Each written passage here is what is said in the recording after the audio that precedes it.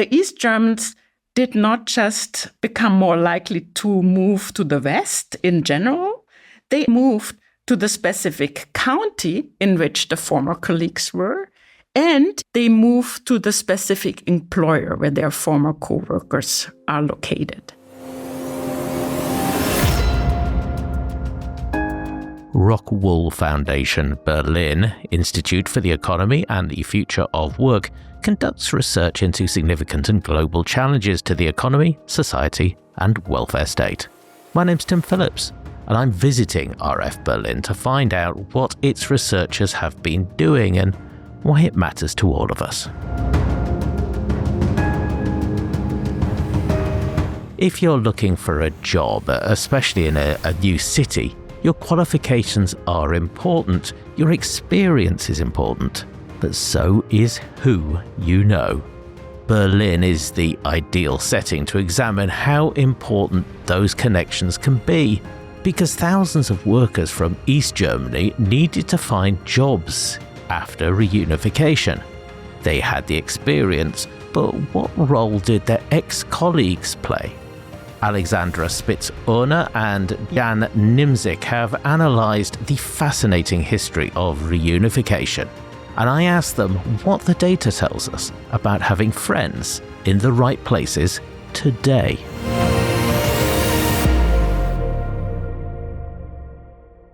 So, Alexandra, welcome. Thanks, Tim. And Jan as well. Thanks for having us. Hi. First of all, the big picture for this, why we're doing this research and why we're talking about it today. Labour market's got enormous changes right now, especially AI, which we talk about all the time, but there are also things like automation and the green transition. Why is it important to understand social networks in all of this? Yeah, so that's a great place to start. And it's actually exactly what motivates our research here. So labor markets today are in the middle of a vast structural transformation. You've already talked about technology, and then there are geopolitical events, trade shocks. And what we see is that job losses today, they are very often concentrated to specific regions. So think of, for example, in the US, manufacturing areas that are hit by import competition. And so these shocks don't hit everywhere equally. They are geographically concentrated, which means some communities lose a large share of their jobs, while others are barely affected. And one of the most important ways an economy can adjust is making sure that people can move to places where they can find good jobs, be productive, and find jobs that match their skills. Economists have a long time argued that it's really crucial for both the individuals, but also for the regions and the affected localities to have people be able to move and move to better places where they can find better jobs. But what we see in the data is that people are remarkably immobile. Even when the economic case for moving is very strong, most people actually stay put. And so the big question is, why is this the case? What is holding them back? And that's what we set out to understand. And what we found is that social networks, and specifically the information they provide, play a central role in the mobility decision. But we're talking about the present and the future here. But to study this, you've looked back to German reunification almost 4 decades ago now. I can't believe it. Why look back to that moment? Great question. I think German reunification can serve as a laboratory to study these things because it was such a massive structural transformation that happened back then. And in combination with really fantastic and detailed data that we have about that, the years around German reunification give us some leverage to learn something, maybe also about the present. So when the Berlin Wall fell in 1989, right? You said a long time ago. I do remember watching this on the television. Just around the corner here, Just right? around the corner from where we are now, yes. But the 4 decades before, the East Germany, so the GDR, had worked as a centrally planned socialist economy. Every business was state-owned and the party played a large role in how workers were assigned to jobs and occupations and what they did. So it wasn't based on market forces or preferences, but a lot was determined by central planning. And then practically overnight, this entire system was absorbed into a market economy with dramatic consequences. Hundreds of thousands of firm closures in the years that we study, so the 10 years after reunification. Entire shifts in the industry structure, right? Manufacturing was particularly hit hard, and many, many workers lost their jobs and were displaced. So, as I said, really a massive structural transformation that people experienced there. So maybe some similarities to what we see today when also major employers have to shut down or industries change enormously or disappear. So you have all these workers, they need new jobs. I remember in the UK around this time, a very famous quote from a minister that miners who are looking for new jobs ought to get on their bikes and to go looking for those jobs. What were the choices facing East German workers? The economy in East Germany was hit hard. So unemployment immediately jumped up to more than 20% of the labor force. So it was actually very strong. So maybe a relevant option for East Germans would have been to go to West Germany, where the economy was in a better state, right? Much higher employment rates, much higher wages, economic and employment prospects were just significantly better. These people were suddenly free to move, right? So they were German citizens, they had the same language, all their educational degrees and qualifications were recognized. There were government subsidies for relocation. So a lot of things pointed towards moving to West Germany. Yet, what we see is what Alexandra just mentioned, right? Also in that case, people were pretty immobile. So out of those people that we examined in our study, the people that were displaced because their firm closed down, only like 3 to 4% of them actually moved to West Germany within 5 years after they lost their job. So relatively low fraction. 3 to 4%. There's 25 people, 24 stayed in the same place. That is really much lower than I would have thought. I think most people would have thought. What is stopping them from relocating? When we started looking into this, we were lucky because at the beginning or shortly after the fall of the wall, there was actually a survey conducted. And where researchers asked East German workers about moving west. And the vast majority actually said that they were afraid because they thought they simply wouldn't find work there. And they thought it would be extremely difficult to get a job in West Germany. But it turned out to be wrong. So the East Germans who actually did move found jobs relatively quickly and did very well. Higher employment rates, significantly higher earnings than those who stayed, for example. Of course, the fear was real, but it was based on inaccurate information. And so the combination of this survey result with what we saw in the data then brought us to ask the question, what were people who do these big decisions in their lives, so moving somewhere else, thinking about relocating, what is the most important part? If they are pessimistic and incorrect in their expectations of what would await them, what can be done to help them relocate? This is something that economists call information friction. What we show in our research is that very specific kind of social connection. The former coworker plays a crucial role in overcoming this informational friction. To do any research on this, you have to capture that social network. You have to find it somewhere in the data. But the whole point of a social network is it's not something that randomly shows up, which is what economists would want. We join social networks because we're friends or we have a shared background or similar interests. So you can't use that as a basis for your research. How do you do it? Thanks. That's exactly the right question, right? So as Alexandra said, we focus on a very specific social network. That's the social network that you form at your workplace, the people you work with in the same job, in the same occupation, at the same company or the same establishment. Let me start with the data to explain how we actually measure that. So we have fantastic data. It's administrative data from the GDR.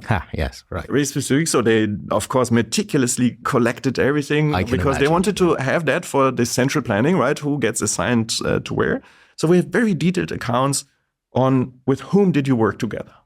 And now the cool thing about this data is that we managed to link that GDR data to our all-German administrative register data, where we have employment records of everyone. So that means we can follow former colleagues who worked together in the GDR and track what they did afterwards. So whether they moved to the West, at which employers in the West they worked, or whether they stayed in the East and were unemployment or wherever they worked. So our social networks are defined as the colleagues you worked with in the GDR, and then we follow them over time. But now, as you just mentioned, we have this problem of selection into networks, right? Typically, you work together with people you like and you are similar with, right? You hope so, yeah. Yeah, I mean, I really love working with Alexandra, right? And I guess that's because we have common interests, we have common preferences, and just fit well in how we work together. Now, if you would see Alexandra moving somewhere else, let's say from Berlin to West Germany, and then you would observe me moving there as well, it could be because of our network relation, right? Because we know each other from work. Or it could just be because in West Germany, our skills that are similar because we selected into working together are highly valued in the West. So it's complicated in a normal labor market where sorting and assignment based on preferences plays a big role. That was different in the GDR. There, the selection into the workplace was much more limited because it was so much guided by central planning with whom you worked. And we did a lot of work in our data to actually verify this claim, so to make sure that at least if we condition on a few observables, with whom you work is actually random. It's not based on common preferences, but it's really based on how you were assigned to a job, a company, or an occupation. That's exactly how we address this challenge of identification, right? And think that we have the means to make causal claims about effects here. And then we have another element in the identification strategy. We look at people who lost their jobs in East Germany after reunification at the same time from the same employer. So we compare two very similar individuals who have the same occupation, the same age, same gender, and so on and so forth. They only differ in one regard: the network that they formed in GDR times. And one of these workers has a connection to West Germany through the network, the other one doesn't. And this allows us then to make a causal claim about this is the effect of the network on migration from East to West Germany. So what did you discover, Alex? So the great findings really were how specific the networks had to be to actually have an effect. So the effects we find are almost entirely driven by former coworkers from the same narrow occupation, people who really did the same type of task and worked in the same type of occupation were important when it comes to this network effect playing out. Having a former colleague from the same establishment but from a different occupation has essentially no effect, nor does having neighbours who moved west. And so it's really about this occupational peers, people whose experience and also whose occupation-specific human capital that they accumulated during GDR times was very similar, were important for providing this information. So it was really a little bit like, if my very close colleague managed to do it in the West, then I will also manage to do it. And that was the relevant information, and not somebody, he might have been a colleague in the sense that he or she worked in the same firm, but in a very different occupation.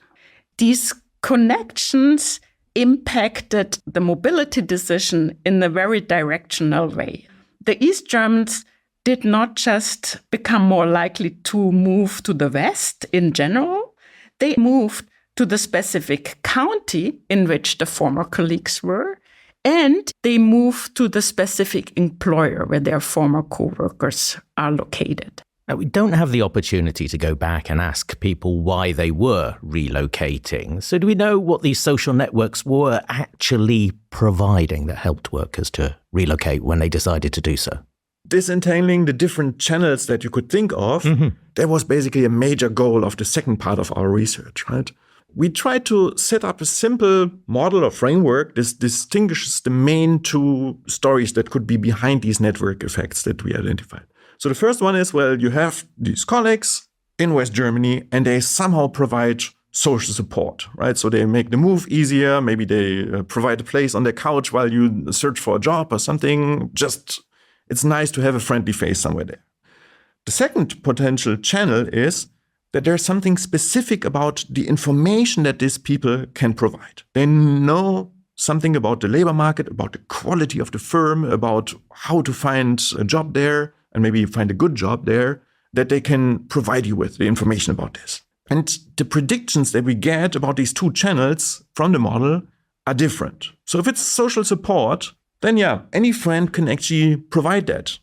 But if it's this specific information channel, then it's way more likely that you get this information from someone who is successful, someone who actually is in a good position and has the relevant information to provide to you. The evidence is more consistent with his second story. We find the effects are very specific for those friends or those former colleagues who are in a good job, who are in a thriving part of the West German labor market. Only those people actually have this pull effect. It only works if your East German colleague who is now in the West is similar to you. If this colleague has the same earnings potential, as we say in our research paper, if the information that this person can provide is also relevant to you because you see yourself in that person. If he or she made it, then I can make it as well. But German reunification, as anyone who remembers it or experienced it, and anyone who's been listening to how you've been talking about it will understand, was a very, very specific moment with some very unusual characteristics. Can this research tell us anything about how labour markets may work more broadly across Europe? And can they tell us anything about what might be useful policy? The setting that we are using is a very specific one, and it allows to identify clearly what these mechanisms are. So these information frictions that are holding back geographic mobility, and that it's important to get this personally relevant information from peers to actually overcome these frictions. But the phenomenon is actually seen in many different settings. Workers systematically underestimate the opportunities available to them elsewhere.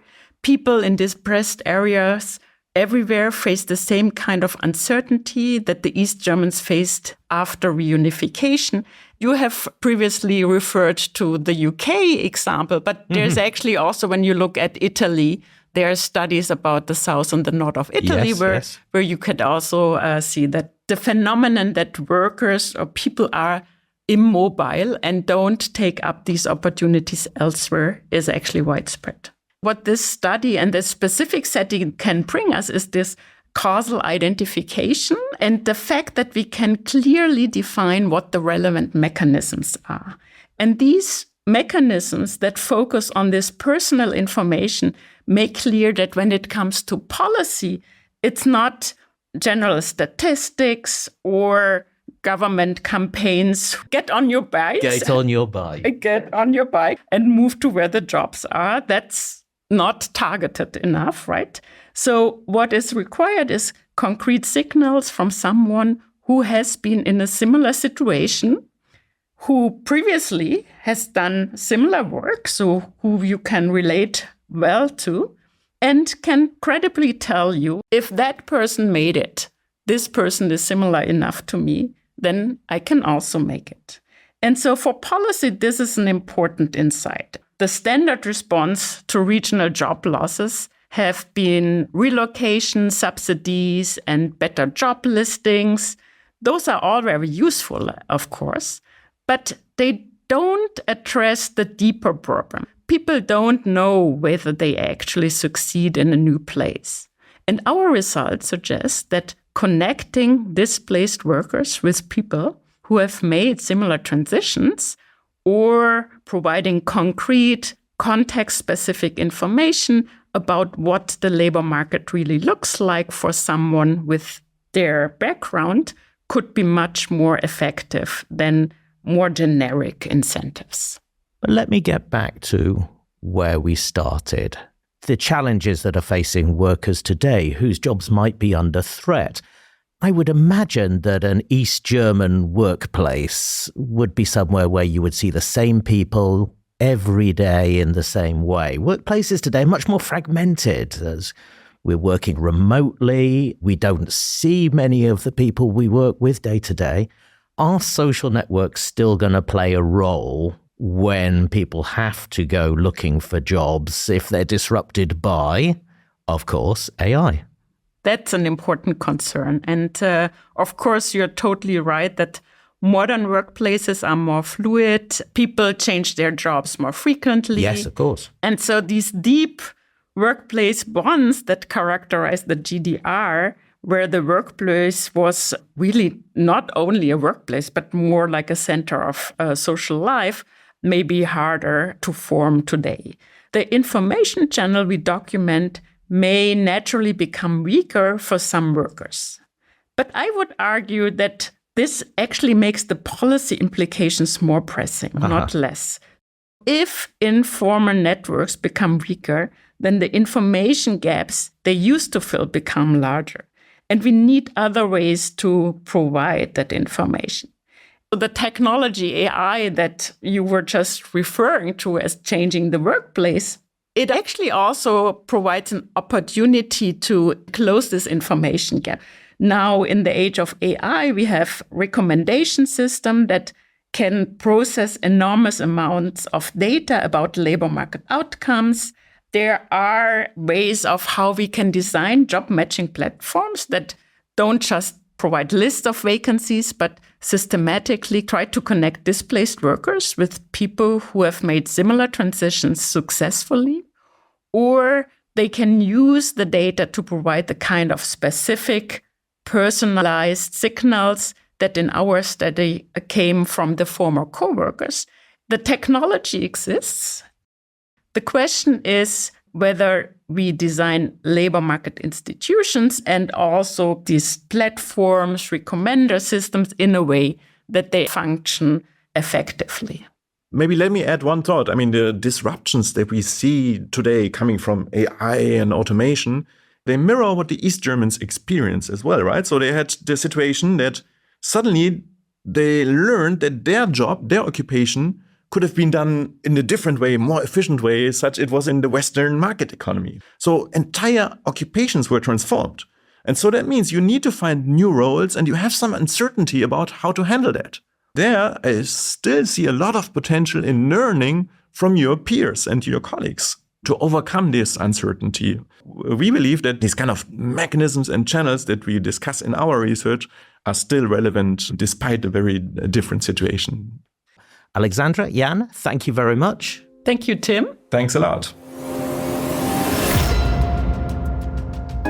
The research we discussed today, if they made it, I can make it, workplace connections and labor migration, is joint work with Nimczik and Hansch, and we'll include a link to the paper in the notes. It is RFBerlin discussion paper number 7725 from 2025. You will find more information about this topic at RFBerlin. Go to rfberlin.com.